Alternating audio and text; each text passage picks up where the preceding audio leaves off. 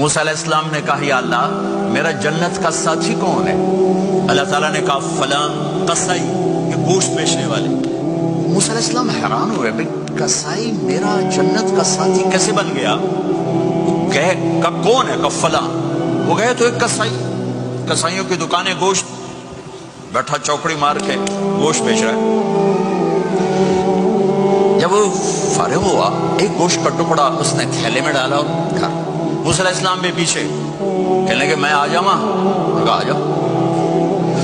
اس نے جا کے گوشت کی بوٹیاں بنا کر ہانڈی پہ چڑھایا، آٹا گوندنے بیٹھا، پھر اس کو نرم ہونے دیا، سالن تیار کیا، روٹی بنائی، تھالی میں پلیٹ میں سجا کر ایک بڑھیا ایسے لیٹی ہوئی ہو، اس کو کہتا ماں جی ماں جی، اس کو اٹھایا، نوالے بنا کے کھلاتا رہا کھلاتا رہا کھلاتا رہا۔